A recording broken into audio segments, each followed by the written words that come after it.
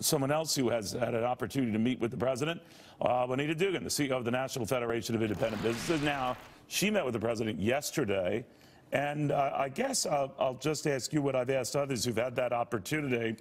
How did the meeting go, first off? So you tell me. Well, thank you for having me, Neil. And I was deeply honored that the president called me to the White House yesterday to talk about small businesses' support for his Supreme Court nominee, Judge Gorsuch. The meeting was excellent. The president has an intimate understanding of the nominations process. I was very impressed. This is a great nominee for small business.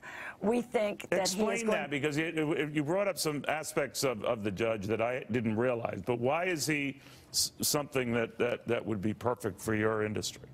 Well, for one thing, he has a record of sticking to the law. He does not have a record of wishing the law were different or trying to impose his own view about the law. He sticks to the law. We think that's very important from a regulatory stance. NFIB was the organization that tried to overturn Obamacare at the Supreme Court. We know how important one judge is. We think that he has the proper perspective. He is very skeptical of something called the Chevron doctrine. The Chevron doctrine was adopted by the court, and it gives deference to the agencies to interpret the law. We have seen that this has led to an avalanche of regulation that we believe way beyond the statutory limits. This has been a horrible problem for small business. It's the ball and chain economy, and Judge Gorsuch is very skeptical of the Chevron doctrine. I can't overestimate the Chevron doctrine just went a little bit further, right? In other words, you go beyond what was necessary. You said that regulatory agencies often try to expand their own authority by stretching law beyond what Congress wrote. So in other words, going beyond what even Congress wanted. And in this, quoting you in your statement, we're currently fighting against multiple regulatory agencies that did exactly that. What you're facing oftentimes is agencies sort of outdoing each other on regulations that are often duplicative. What makes you think one Supreme Court justice could or even would change that?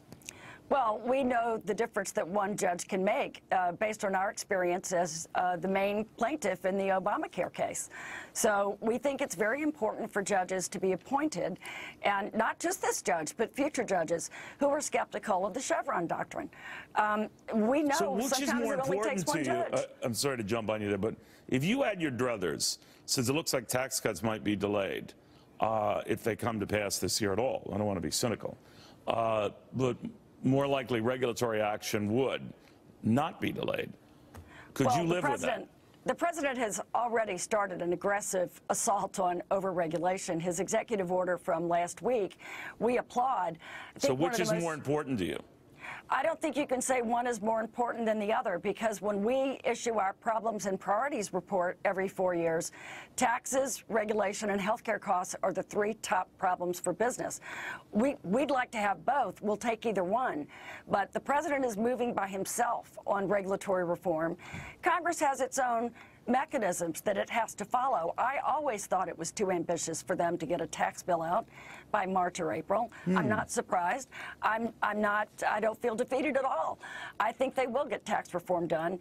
But the president is smart in using his own authority. There's so many things he can do alone without Congress to deregulate. And I'm pleased to see that he's not wasting any time. All right. We'll watch very closely. Juanita Duggan, the NFIB head. Very good having you on. Thank you for having me.